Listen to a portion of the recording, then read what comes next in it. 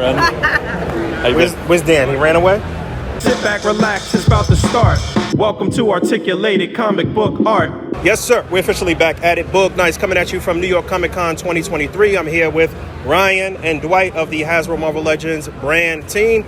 So let's jump right in. You guys ready? Do it. Ready. All right. So Giant Man, 24 inches tall, a couple of interchangeable face plates, one fully interchangeable head sculpt, swappable antenna, the eyes move, fully articulated, individually articulated digits on both hands, nicely painted, great texturing, $200. Based on the pivot to a less robust campaign in terms of stretch goals, add-ons, and the failure that was the EOV, why should this get funded? So we'll just jump right in, and this is not trying to come across as combative, but I think Boog's platform, the ACBA community, you guys have been at this a long time. You kind of know how things work. So we're trying to share some of our thinking about this stuff with you, right? So you just said it right there, a less robust campaign. That's true in terms of it is a $200 campaign and Galactus was $400. The thing with campaigns and really products of any sort is they can be as robust as you want it to be, but you're going to pay for it because nothing's free. That being said, right, a lot of people are saying, where is this figure, that figure that would go great with Giant Man? They're just not in this campaign. Doesn't mean they won't be made. You just don't have to buy them now. So is it an additional transaction for you to do? Yeah, that's true, but guess what? Giant Man isn't coming out today either. Giant Man's shipping next year. Next year, there may be other figures that go great with Giant Man. Could we have put them in the campaign, either at the base offering or as tiered unlocks? Yeah, we could have, but if it was in the base offering, right, it's definitely $25 a figure. Add on to it. The way tiers work, too, and we had this discussion last year, probably standing 20 feet over there, right? The way tiers in general work is that you amortize your big bulk of the tooling, whatever the big item is. The more units you sell, it gives you a little bit of financial flexibility. So things like repaints, existing pieces, small things, yes, you can add those on as tiers. What we've all kind of learned, and we're kind of guilty of it for starting it, I think, with the Sentinel when we had additional figures, like when they're newly tooled figures, right? That little boost you get from amortizing tooling doesn't pay for an all-new figure and the cost of that all-new figure. So you have to kind of plan for it. So that's kind of why we did not put either regular figures or new wasps or what have you into this campaign. All right. Is the future of the HasLab campaign in peril if this doesn't fund? Where do you go from here if it falls short? Also, if the campaign ends and we're just over 10K backers, is it still a win in your book? I'll take the second part. Yeah, I mean, for me, I want this thing to live and be real. I mean, hopefully we can get there all the way to the end. It's honestly been a mostly positive campaign this year. The criticisms are the things that you guys just mentioned, those extra things that people would want but don't acknowledge that they would have to pay for those things. But besides that, the actual figure himself, when everyone who's seen him and all the comments online, almost all of them are positive. I'm not making this up. Every comment this entire weekend has been incredibly glowing for seeing this thing in person. It's been, super positive. So we get to 10,000. That's what we asked for. I'm happy. I want to make this thing a reality. I hope and wish that we get everything for everybody and we get all the way to 14 and you guys all get all the bits and pieces and all those extra little special things that make this thing even more fun. But, I'd be perfectly happy with, I just want this thing to exist. I don't want to have the only one sitting in the Hasbro office. I want all of you guys to have 10, 12, 15, 20,000 of these things scattered across the world in your collections. I think peril is an interesting, strongly turn of phrase, but no, I think we learn from everything we do, whether it's mainline exclusives, the campaign last year, whether you are in or out for Giant Man, I think you can kind of see that we did take a thoughtful, different approach. Had we just run back the exact same kind of structure, I think we would have gotten some criticism and some fair criticism, but we were trying to learn always, and regardless of what happens here, what you see next will be the next level of that. Well, getting into that, are other bigger figures like Atlas, Force Giants, Celestials, are they harboring on the success of Giant Man? Nothing directly ties to that, because every time we go to evaluate what the next HasLab is, they're all separate, unique campaigns that would have their own merits, their own pros and cons. I would say if he funds, we would have a base body already existing, which would allow us to make some of those characters, maybe not the Celestials because they're so unique, but the Atlas and the Goliaths, we would have 60% of them done, which makes it much easier for us to accomplish those types of things in the future. But as far as the uniqueness of them, we already have about 6 to a dozen concepts that we're kicking around to kind of see what we want to do and pivot to next. But I think a lot of it still will depend on how this one does and whether this campaign is viewed as a successful back at 10,000 or not. We talked about this a little bit yesterday, but tell us about the adjustments that you guys made kind of on the fly in terms of updating the head and neck articulation, those things that we talked about yesterday.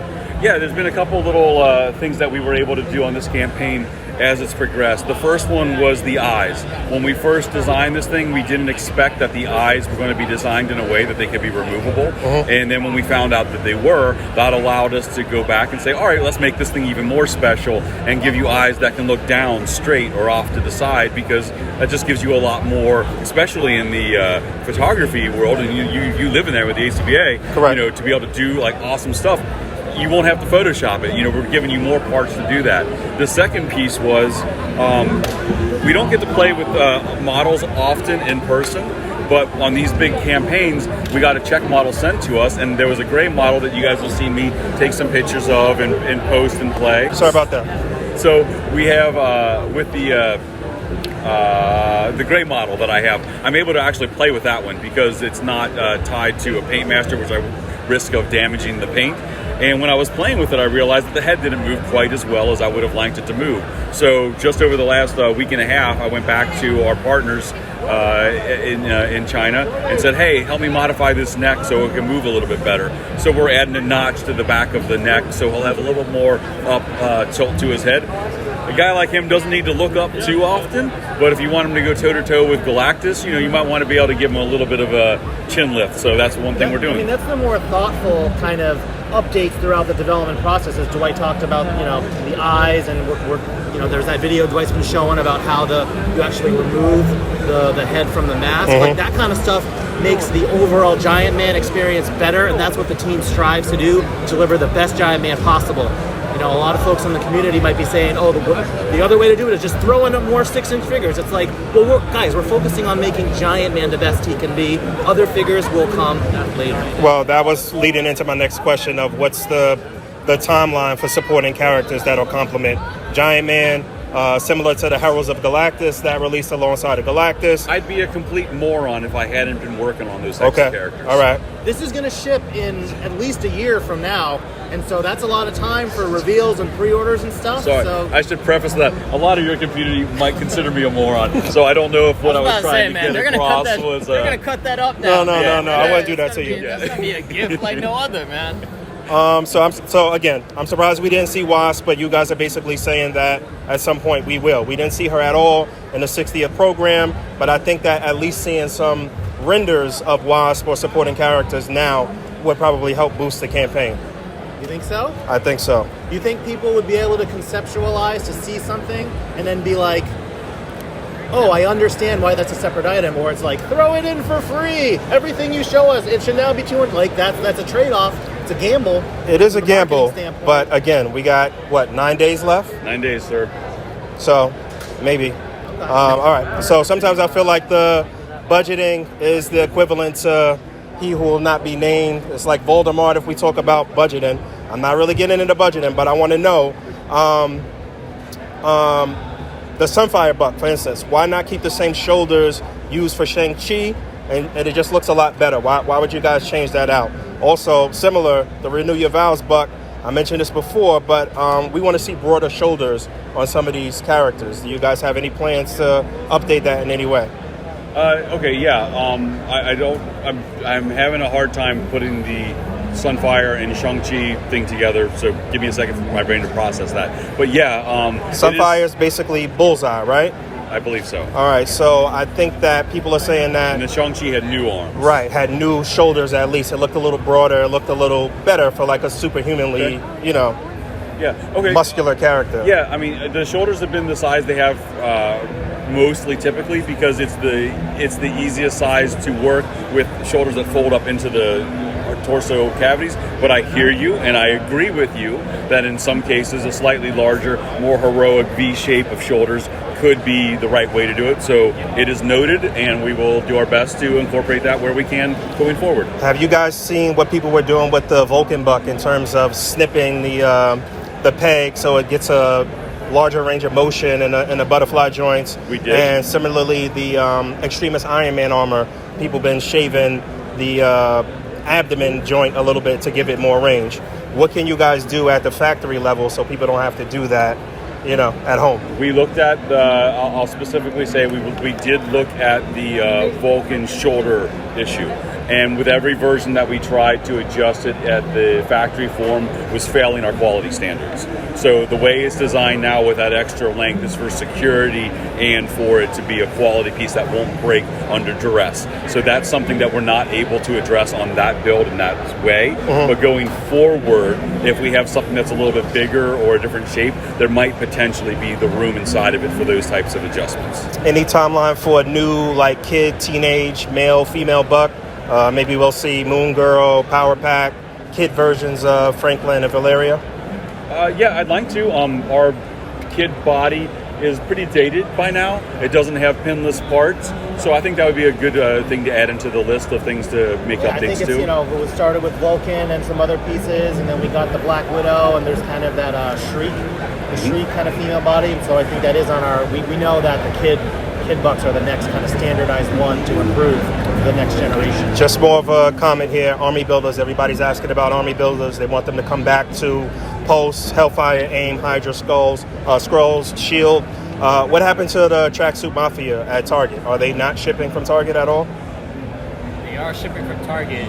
It might be a distribution issue, and it might be just something that they see locally, but I have seen some social media complaints about that a lot, but nothing has come up officially from a business side of that. X-Men 97 Wave hitting retail right now. Some people were commenting about Gambit and how we haven't really had an updated Gambit in terms of double jointed elbows and a jacketless look.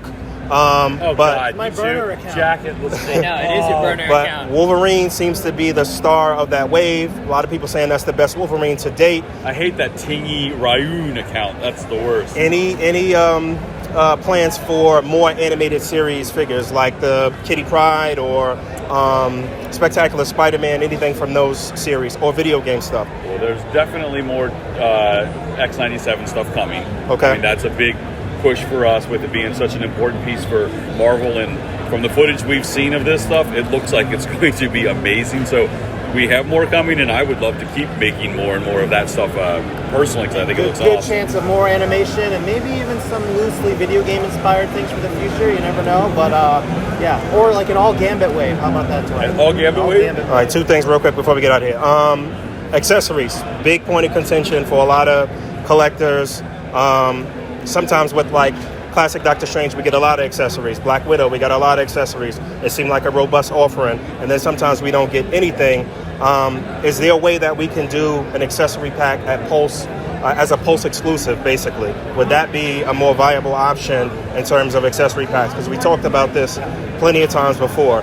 I feel like if you guys did specific accessory packs for some of these Builder figures that you've been re-releasing, and maybe different faceplates for MODOK, point in hand for MODOK, and just release those as smaller packs, it'd be a good way to sell those Builder figures again too, and people would go back, get the Builder figure, and get the accessory pack. Why aren't you guys using Hasbro Pulse like that?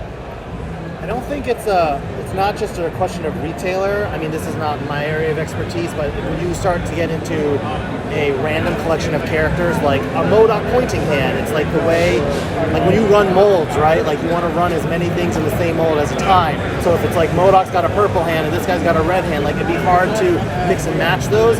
To address that point of more accessories, we were trying to do that when the figure is actually released, because that's when everything is kind of run there. But that's challenging as always, particularly with decoed Spider-Man hands. This comes up a lot. Real quick, last two things. Spider-Man, you guys did a robe holding the glove hand scope many times. How about a Spider-Man holding his mask hand scope many times? Again, that's something that could go with the accessory pack. Spider-Man, that's something that people ask about. Real quick, just a list of characters wanted.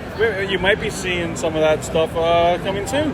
Marina, Wolfsbane, Rachel Summers Phoenix, She-Hulk in the onesie, Fantastic Four version of her, Destiny, Banshee, you gotta do Banshee. I did Banshee, I'm done. Banshee in green and yellow. Hank Pym, UFOs, updated bigger. Hank Pym. Yellow jacket. Hank Pym, Yellow jacket, people. yellow jacket. All right, UFOs, a bunch of shit. I'm sorry. All right, next time. Thank you so much. See you, man. Appreciate you guys. We just need 4,000 more and you'll all get a Hank Pym. So don't you give me Hank Pym. Good Hank Pym. What's up, Boog? What's up? How you doing, bro? How you? All right.